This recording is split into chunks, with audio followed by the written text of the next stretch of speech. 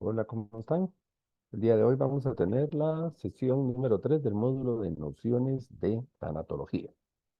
¿Se recuerdan que esta sesión va a ser grabada y cualquier duda que tengan, pues la podemos discutir en la siguiente sesión? Entonces voy a empezar, voy a compartir.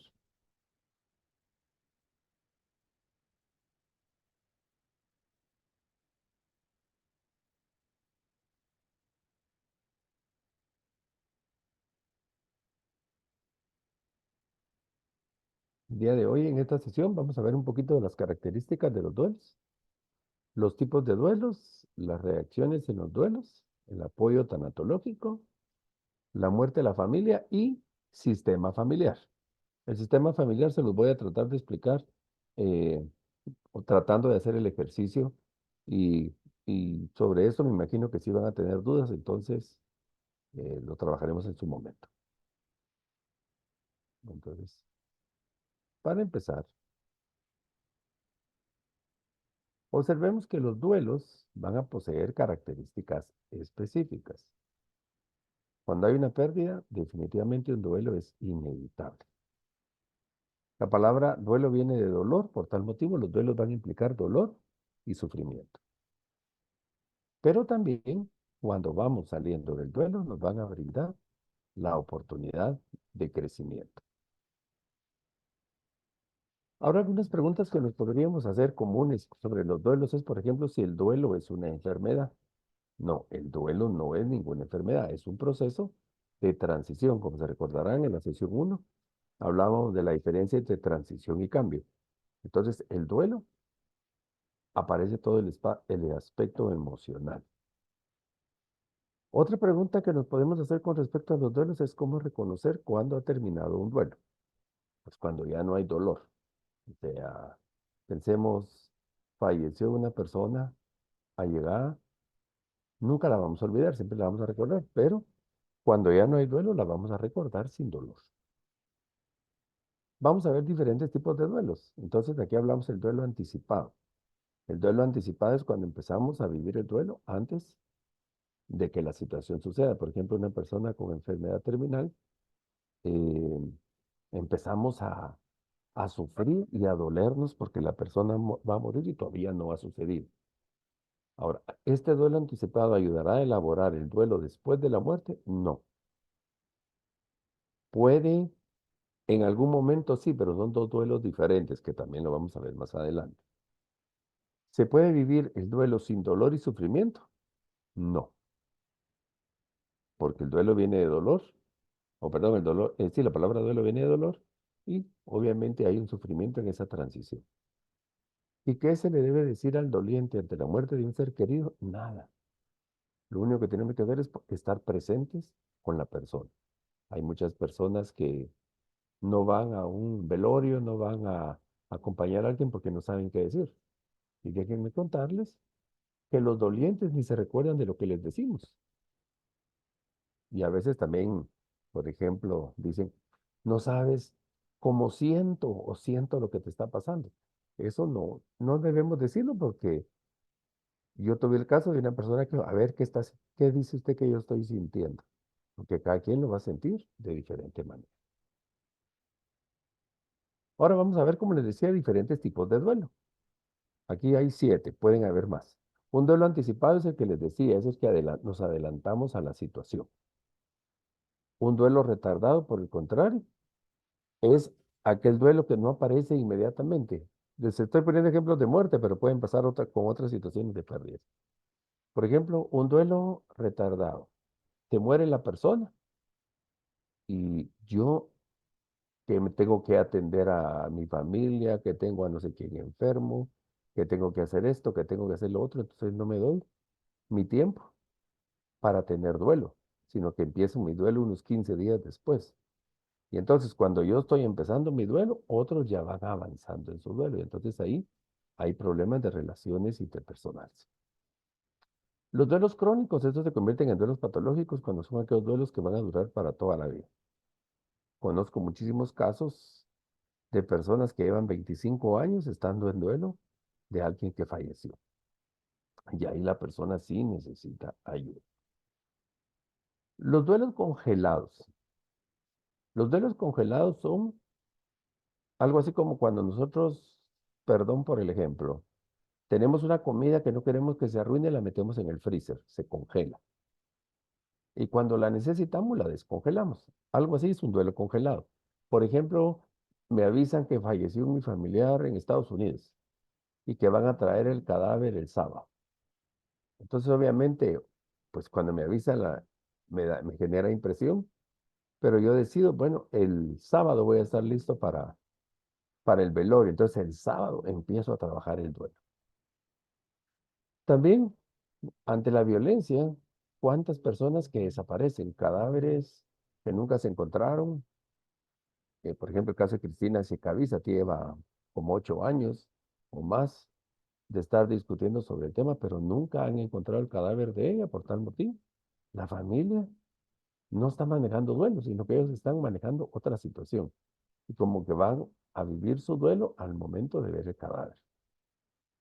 Por ejemplo, tenemos algún familiar que se fue del país, se fue a los Estados Unidos, y nunca más volvimos a saber de esa persona. Puede ser que se haya muerto, puede ser que esté detenido, puede ser que ya no quiere hablar conmigo, etcétera. Pero nosotros, mientras no veamos a la persona, no vamos a vivir ese duelo. Pasa en algunas personas.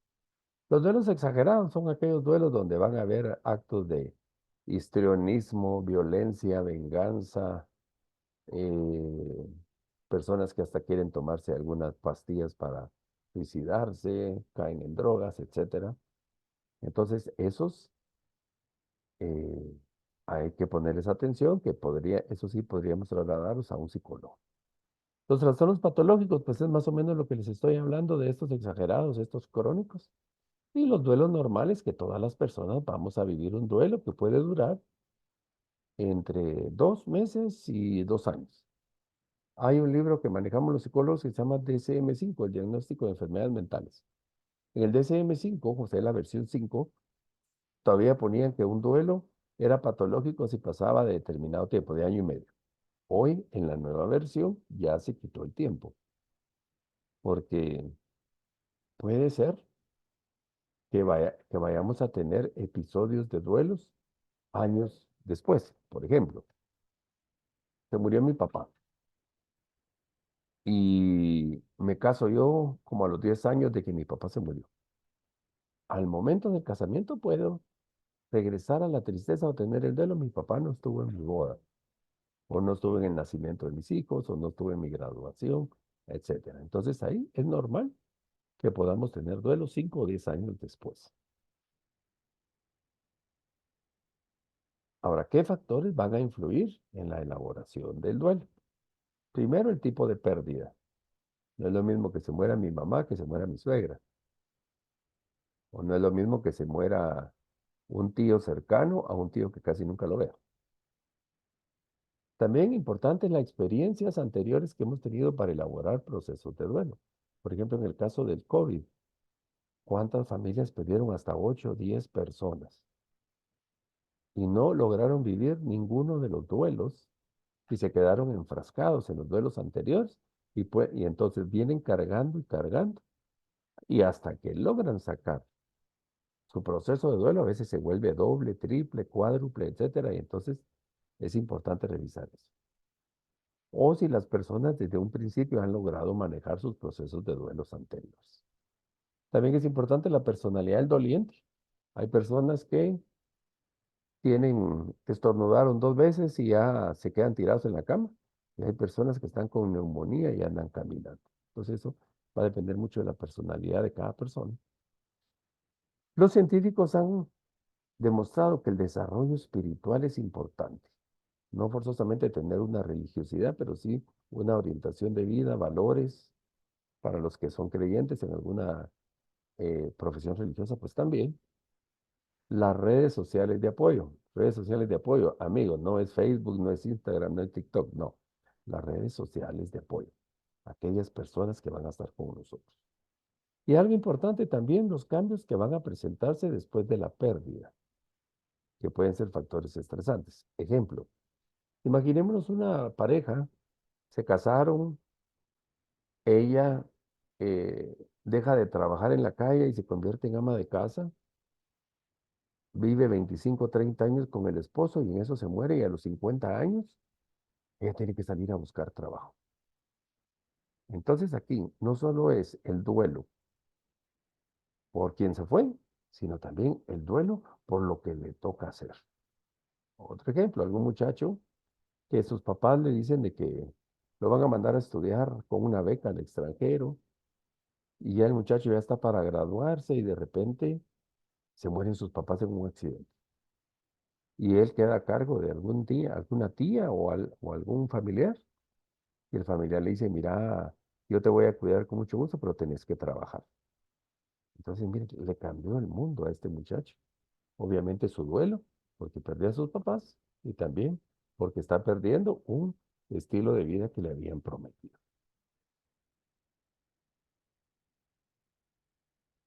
Ahora, ya que vimos los factores, ahora veamos las reacciones. ¿Qué reacciones son normales en los duelos? Por ejemplo, en el aspecto de salud. Una persona en proceso de duelo puede perder o aumentar de peso, puede tener dolor de cabeza, puede tener insomnio, tensión muscular, cansancio, fatiga, enfermedades gastrointestinales, gastritis, colitis. Todo eso es normal. Por supuesto es normal que le dé unos días. Ahora, si ya pasa un mes, 2 meses o una persona que pierda, conocí un caso de una señora que le falleció su mamá y en un mes perdió 60 libras. Ahí tenía que irse a hacer el examen y efectivamente después del examen no era una reacción normal de duelo, sino que como se le bajaron las defensas, ella tenía un cáncer encapsulado que se le desarrolló en menos de un mes.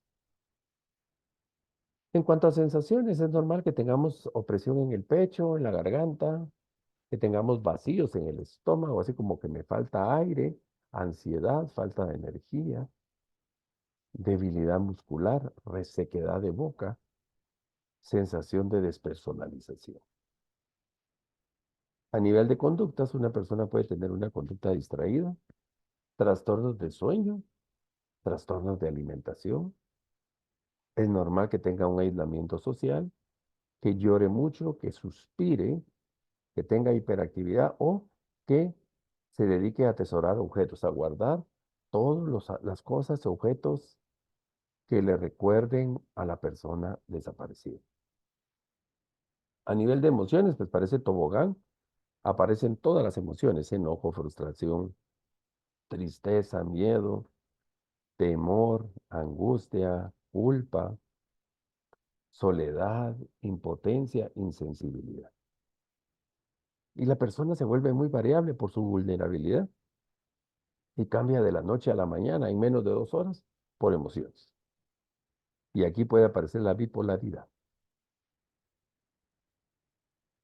A nivel intelectual, puede haber pérdida de memoria, menor claridad de pensamiento, una capacidad disminuida para tomar decisiones, puede buscar estímulos intelectuales continuos, puede haber preocupación, sentido de presencia y alucinaciones.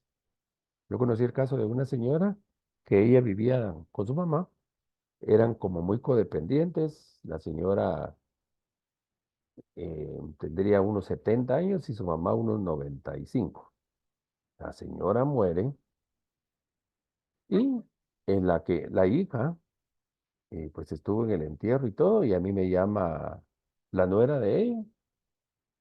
La señora, si no estoy mal, murió día martes, lunes, no me acuerdo si fue lunes o martes. El sábado me llama la nuera y me dice, fíjese, Estuardo, de que mi suegra la tuvimos que hospitalizar porque perdió, entró como una especie de sumenage, se le olvidó todo. Y ahorita le están haciendo un montón de exámenes, porque a ver si no se nos muere. Le digo, mira, es normal la pérdida de memoria. Si ustedes ya se metieron a gastar, pues gasten, pero le van a hacer resonancia, les van a hacer esto y todo, y no van a encontrar nada. Me recuerdo que el esposo de esta muchacha, no, el cuñado, un cuñado de esta muchacha, me llamó indignado que por qué estaba diciendo todo eso, que él era médico y etcétera, etcétera. Va, está bien, le dije, ustedes trabajen como quieran. El, Lunes yo llamo por teléfono a esta nuera de la señora. Le pregunto cómo siguió tu suegra. Mira, ya está en la casa. ¿Y qué le encontraron? Nada, lo que yo te dije. Y por favor dile a tu cuñado de que entienda lo que decimos los psicólogos, porque muchas veces los médicos eh, desvalorizan el trabajo de cualquier personal alrededor del grupo social médico. Pero la pérdida de memoria es normal. También las alucinaciones. Hay gente que piensa que vio al que se murió, empieza a tener pesadillas y sueños con esa persona. También es normal. En el aspecto espiritual puede haber una pérdida de propósito, sensación como de ir a la deriva sin rumbo. La persona se queda intranquila, cuestiona sus valores y creencias, se ponen a pelear con Dios, se ponen a pelear con el mundo y tienen ese sentido de ir sin dirección. Eso es lo que en algún momento Víctor Frank llama el vacío existencial. Bueno, esas son eh, algunas formas de reacción ante el duelo, que como repito, son normales. Ahora, si todo esto les está pasando y llevan más de 6 meses, ahí sí, por favor, médico, primero, yo siempre recomiendo que la persona más cercana, el cuidador primario, la persona más cercana doliente, tiene que hacerse exámenes médicos no más de un mes después de la pérdida. Y también, dependiendo de las otras situaciones, pues buscar terapia psicológica, buscar alguna capellanía espiritual, si son católicos, buscar un sacerdote, si no son católicos, buscar un pastor, o participar en grupos, qué sé yo, religiosos, o grupos de voluntariado, o cualquier otro grupo de apoyo social. Bien, continuando con los duelos, también es importante analizar la intensidad y la duración. Mientras más tarda el duelo, más difícil es para la persona. Muchas veces el duelo también va a surgir cuando existe un asunto pendiente en la vida personal. No le pude pedir perdón, no me pude despedir, estábamos peleados, no logré que me firmara algunos papeles, etc. También el duelo se crece cuando hay sentimientos de culpa, por mi culpa o por culpa de él, que eso ya lo vamos a ver, no, ya lo habíamos visto. Entre las fases que habla la doctora Elizabeth Kubler, em, una de las fases del duelo es el enojo, y en el enojo aparece la culpa. Puede también haber pensamientos recurrentes de suicidio, mucho cuidado, aquí hay que ponerle mucha atención. Lo que les decía también con los duelos retardados, aquellos duelos no elaborados, aquellas personas que no se dan permiso para tener el duelo. Y hay un dicho que dice que por ahí que cuando el ojo no llora, otra parte del cuerpo y lo hará. También hay que ponerle atención cuando se atesoran posesiones materiales. Hay personas que convierten el cuarto del que murió en una como capilla. No tiran nada, dejan la cama como está, como que si la persona murió hace 5 años, ese cuarto está como hace 5 años. Entonces ahí hay un duelo. Cuando hay desesperación extrema también, y como les explicaba, cuando se realizan cambios radicales en su vida. El ejemplo de la señora ama de casa, el ejemplo del adolescente que les informa. También vamos a encontrar en el duelo ambivalencia de baja autoestima o de sentimientos profundos de culpa o a la inversa, una euforia atípica ante la pérdida. Estoy triste y de repente muy enojado y de repente muy alegre. Un duelo es fuerte cuando hay pérdida de los papás en la infancia y no se logró manejar la situación. Puede haber ira incontrolada y hay que poner atención cuando hay pensamientos de venganza contra la pérdida. Por ejemplo, cuando hubo violencia en la muerte, y entonces se está buscando eh, quién me las debe y no quién me las pague. Por a ver, quién me las pague y no quién me las debe. También hay personas que tienen incapacidad para conservar y realizar el trabajo, sus labores domésticas. Es normal que en una semana la persona se desmotive, pero si ya no logra hacerlo, hay que ponerle atención. Y también cuando hay abuso de sustancias, ya sea eh, recetadas por el médico o sustancias como drogas, marihuana coca, alcohol, etc. Bueno, el objeto formal de la tanatología va a ser ese proceso de morir y la muerte misma. Ese es nuestro trabajo. Observen esa foto, la persona ya está muy mal. ¿Y qué nos toca? Prepararnos a ayudar a esa persona en el proceso de morir. Y también ayudar a la familia, y ese es parte de nuestro trabajo como tanatólogo. Dice el doctor Alfonso Reyes Subiría que si durante su proceso el paciente de forma responsable acepta su situación y reflexiona sobre el sentido de la propia existencia y de la vida en general, encontrándole un sentido al pasado y preparándose para el final de la existencia, la tanatología habrá logrado su finalidad, que es curar el dolor de la muerte y de la desesperanza. Entonces, la finalidad de la tanatología consiste en proporcionar a la persona que muere una muerte digna. Es ayudar a la persona a morir, una muerte apropiada. Apoyarla en que disminuya su sufrimiento, en que logre tener una buena relación con personas significativas, o sea, ayudarlo a quien quiere ver, a quien no quiere ver, qué quiere hacer con las personas, resolver sus conflictos, testamento, herencias, arreglar situaciones con algún familiar que no se habla, etcétera, y comprender sus limitaciones físicas en su entorno personal, familiar y social. Muchas veces las personas no tanto están peleando con la muerte, sino con lo inútiles o inválidos que se sienten ante la vida. El que ya no puedan caminar, el que ya no, que dependan de alguna persona para movilizarse, etc. Y el apoyo tanatológico lo que va a buscar es lo siguiente: el enfermo terminal obviamente presenta dolores e incomodidades físicas.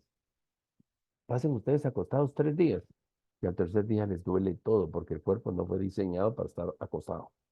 Imagínense un enfermo terminal que tiene 6 meses en cama, tiene dolores corporales, los músculos, pierde masa muscular, se llena de úlceras, etc. Entonces, tiene dolores. También está sufriendo porque tiene que confrontarse con la muerte. Tarde o temprano sabe que se va a morir. El enfermo tiene un papel activo ante la enfermedad y muchas veces lo hacemos a un lado y son la familia los que deciden, no. Es el enfermo el que tiene que decidir sobre su enfermedad. Nuestro trabajo es ayudarlos a estos enfermos a que encuentren su sentido de vida. Ellos, si ya saben que se van a morir, preguntarles qué quieren hacer mientras estén vivos. Por supuesto que no lo vamos a preguntar así directo, ¿no? Aprovechar el tiempo y también ayudarlos a que aprendan a aceptar el momento de su muerte. Víctor Frank, que les he hablado tanto y lo vamos a ver en el módulo cuando veamos nociones de psicología, decía que el hombre es hijo de su pasado, mas no su esclavo, y es padre de su porvenir. Entonces aquí les estoy presentando en algún momento, o estamos finalizando una parte del área de la tanatología. Ahora vamos a entrar a ver el sistema familiar. Dentro del sistema familiar, en la teoría de sistemas, el enfoque conceptual de la familia nos va a presentar 3 fases. La primera, la familia se va transformando con el paso del tiempo. Se va adaptando a los cambios y se va reestructurando ante los cambios para seguir funcionando. Por ejemplo, yo me caso, me tengo que adaptar al estilo de mi esposa, nos vamos acostumbrando, en eso viene un hijo y nos transformamos porque ahora hay que atender al niño y a lo mejor viene un segundo niño y entonces nos acostumbramos porque ahora hay que atender al niño grande de una forma y al niño pequeño de otra forma, y si hay un tercer hijo, igual, o después de 10 años viene otro niño y entonces ya habíamos salido de pañales y otra vez empezamos con pañales. Bueno, vamos caminando, nuestros hijos llegan a la adolescencia, problemas pequeños, como hijos pequeños, problemas pequeños, hijos grandes, problemas grandes, a enfrentar la situación de la adolescencia, de la juventud, nuestros hijos se casan, nos quedamos solos, etcétera. Es esa transformación que vamos teniendo en las familias. En el segundo, la familia va a tener una estructura interna que se va a manifestar en movimientos. Entonces, si falta alguien, alguien sustituye, vamos haciendo esos movimientos. Y una familia tiene la capacidad de adaptarse al estrés producido por los cambios. No es lo mismo el estrés de llevar al niño al colegio, a la primaria, que el estrés de esperar que mi hijo regrese de una fiesta los fines de semana, por poner un.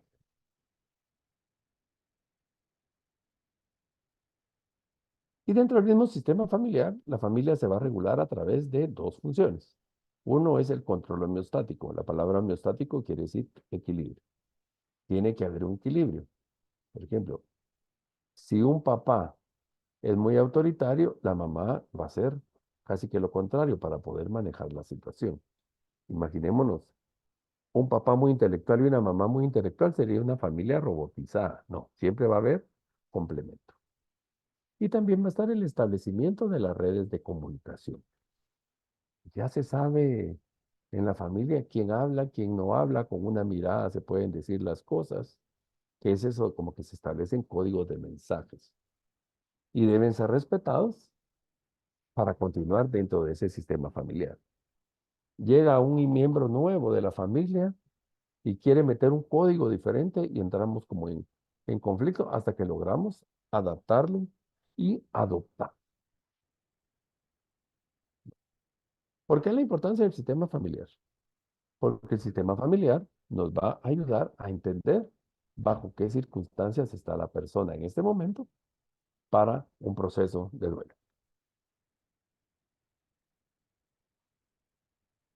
Bien, ahora, nosotros cuando tenemos que atender a un paciente o a una persona doliente o para acompañar a alguien, podemos escribir sí, siempre y cuando la persona no lo permita. Entonces tenemos que platicar, mire, yo voy a hacer algunas anotaciones para poder ir ayudando. Pero como no podemos escribir, casi que tenemos que como utilizar una taquigrafía. En psicología, lo que vamos a ver se llama genograma, que es hacer toda nuestra familia en gráfica. Y vamos a utilizar algunos temas. Por ejemplo, esto, genograma les decía que es la simbología básica de la familia. Genes, grama, gráficos. Entonces, por ejemplo, yo voy a dibujar, estoy hablando con un hombre, en lugar de poner es hombre, pues puedo poner un cuadrito. Una mujer es una rueda. El paciente que estoy identificando, pues le voy a poner, si es mujer, una rueda con una ruedita adentro. Si fuera hombre, un cuadro con un cuadrito adentro. Si, por ejemplo, hubiera un embarazo, pues vamos a poner este triangulito con una línea debajo de la señora. Si tiene gemelos idénticos, pues lo hacemos con dos. Pero aquí son dos gemelos hombres. Si fueran gemelos mujeres, pues hacemos dos ruedas. Si son idénticos, pues los unimos. Y si son fraternos o que no, o son diferentes, pues no les ponemos esta línea en medio. Si es un hijo adoptivo, una línea continua y una línea punteada. Si hubo un aborto voluntario, una línea punteada con una X sobre el cuadrito o sobre el círculo. Si fue un aborto espontáneo, pues llenamos, aquí fue una niña que no nació, y si fuera hombrecito, pues un cuadrito. Y si murió al nacer, le ponemos una cruz, ya sea al cuadro o al círculo.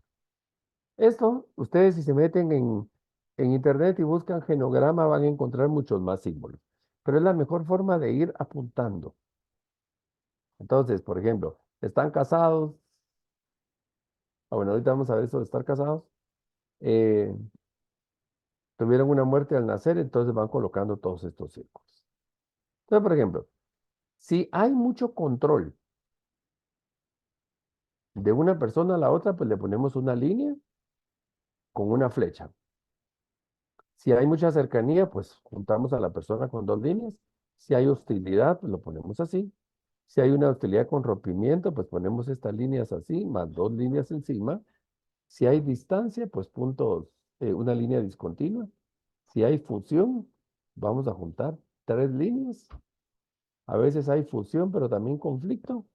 Entonces, tres líneas con el conflicto. Y cuando hay ruptura, vamos a colocar dos líneas. Lo llevo así rapidito por la grabación, pero ya saben que si salen dudas, en la siguiente sesión lo podemos revisar. Entonces, ahora veamos. Dentro de las características de la familia, aquí tenemos un matrimonio. Ella y él están casados. Si, por ejemplo, tienen un hijo, ¿se recuerdan? Vamos a poner una línea acá, o si, digamos, si tienen un hijo hombre, pues ponen una línea para abajo y ponen un cuadrito. Si hay tres hijos en ese mismo orden, los ponen y sobre el cuadrito pueden poner la edad. Digamos, esta señora tiene 35 años y él tiene 40. Si se están divorciando, pues ponen el dibujo, pero con dos líneas, que era la separación, ¿se recuerdan? Ruptura. Si hay un divorcio, pues hay distanciamiento, entonces ponen puntos discontinuos. Si hay separación, pero no hay divorcio, solo una línea.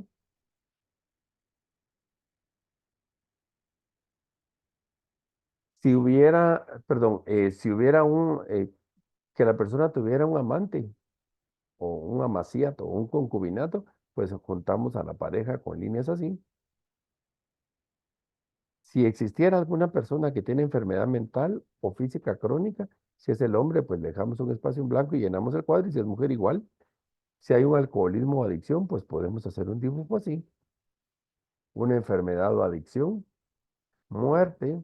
Si hay homosexualidad, pues si es de mujer, un círculo con un triángulo, y si es hombre, pues también un cuadro con un triángulo. Si la persona está ingresada en una institución o en un proceso terapéutico, pues podemos colocar estos dibujos también. Entonces, veamos. Por ejemplo, el caso como para ejemplo. Aquí mi paciente identificado es esta persona, que tiene 43 años. Miren, veamos, esta persona, pues se le murió su mamá, murió hace 40 días de infarto. Aquí le pusimos una X porque ya está muerta. Solo queda el papá y miren, hay tres líneas. ¿Qué quiere decir eso? ¿Se recuerdan de las tres líneas? Que hay mucha fusión, hay como mucha cercanía entre el papá y la hija. Ella está separada del esposo, pero ella lleva mucho control sobre el esposo, anda viendo qué hace, etcétera. Esta línea. Está separada y tienen dos hijos. El hijo mayor se quedó con él, aquí está separado, y la hija pequeña se quedó con él. Y él tiene ahorita una unión de concubinato o tiene una amante y con ella tiene un hijo. Entonces ustedes van dibujando, en lugar de ir escribiendo, solo van haciendo sus dibujos y ya después ustedes ya pueden redactarlo y ponerse a escribir para no perder tanto tiempo en una entrevista en estas situaciones. Es, al principio cuesta, pero ahí nos vamos acostumbrando. Repito, si necesitan información, se pueden meter en internet, ponen genograma y ahí van a encontrar más información. Dentro del ciclo de la vida familiar, pues vamos a encontrar que primero, como les hablaba, el desprendimiento. Yo voy a formar mi familia, me caso, dejo a mis papás, dejo a mis hermanos, me caso, me desprendo de mi familia y encuentro una nueva familia. Dentro de ese encuentro de la nueva familia, pues hay una adolescencia, empiezan las crisis, carencias, y ahí pueden haber reencuentros con la misma familia, van a estar nuestros hijos y también va a venir el proceso de soledad y muerte. Cuando muere mi pareja o cuando muere mi mamá o cuando muere mi papá. Y entonces yo tengo que regresar también a el ciclo de mi vida familiar. Nunca vamos a tener un proceso familiar perfecto.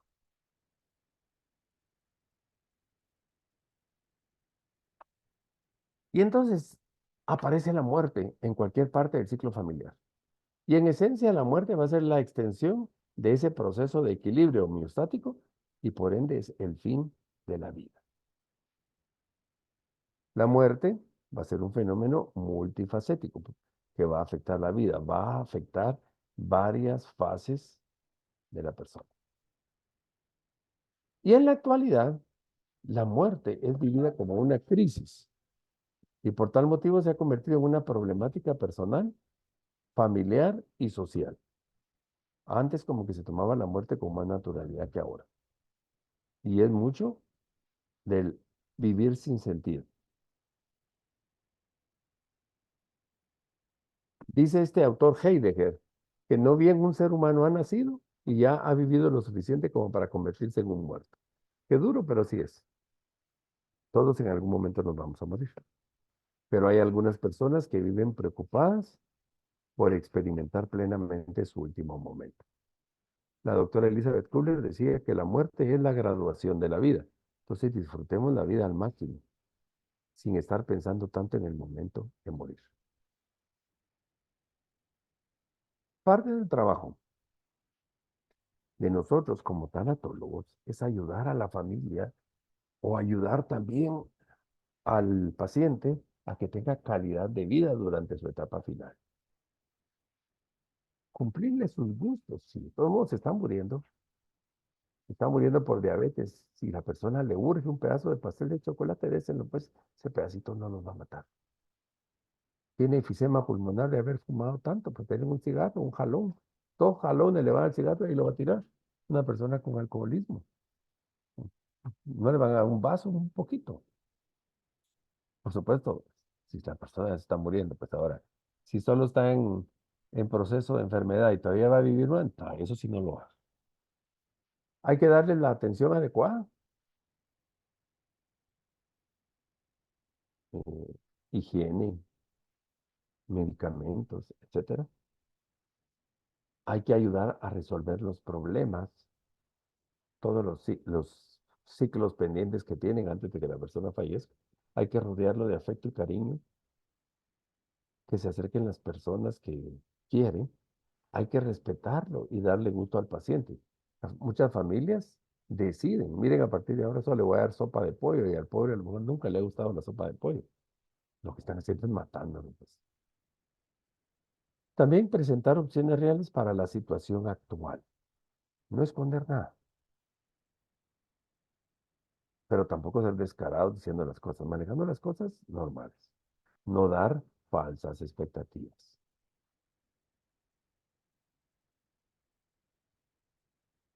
Fases de la muerte. Está la muerte biológica, es la ausencia de signos vitales y el cese de la vida. Pueden haber muertes aparentes o relativas, donde hay un paro respiratorio, hay debilitamiento del ritmo cardíaco y circulatorio, pero no está del todo muerta la persona. La muerte clínica es cuando ya hay ausencia de signos vitales, pero eso no quiere decir que esté muerto del todo. La muerte absoluta o cerebral, si hace una ausencia de respuestas de las estructuras cerebrales, muerte cerebral.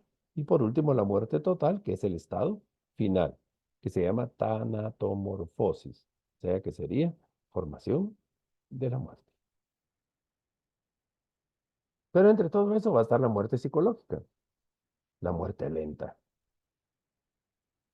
Una persona se entera de una enfermedad, entonces empieza a preparar y elaborar su duelo, en el caso de las enfermedades terminales, tanto a la persona como a la familia. Ahora, cuando hay muerte súbita, la muerte psicológica es matura para los familiares. Ahora, esa muerte súbita puede ser por muerte natural o puede ser por violencia, por un accidente, un asesinato o por un suicidio. Y cuando son esas muertes súbitas, dependiendo de lo que sea, la más fuerte es por un suicidio. Luego viene la violencia y la muerte natural, un infarto, por ejemplo.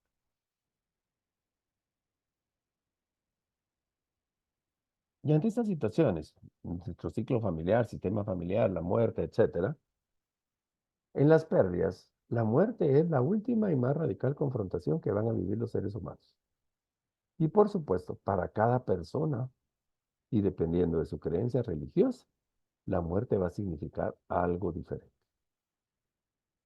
Repito, la creencia religiosa o la filosofía de vida es un factor influyente. Ustedes han tenido la oportunidad de asistir a un velorio de, qué sé yo, de una persona amazona, su rito es diferente al de una persona cristiana protestante evangélica o de una persona católica, etcétera. Y también, dependiendo, no es lo mismo Un velorio con la cultura garífona, que con la cultura indígena quiché, que con la cultura indígena de Quetzaltenango, o con la gente de Zacapa, etcétera.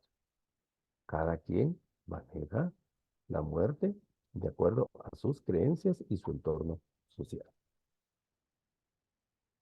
La muerte con respecto a su duración puede ser lenta cuando hay enfermedad, puede ser súbita, como les decía, cuando es violencia y autoagresión, y puede ser natural por enfermedad común. ¿Y qué se hace la familia ante la muerte? Entonces, siempre dentro del mismo sistema familiar podemos enfrentar a los siguientes dilemas. Cuando tengo a alguien que se está muriendo, ¿actúo con naturalidad o exagero en los detalles amorosos o cariños?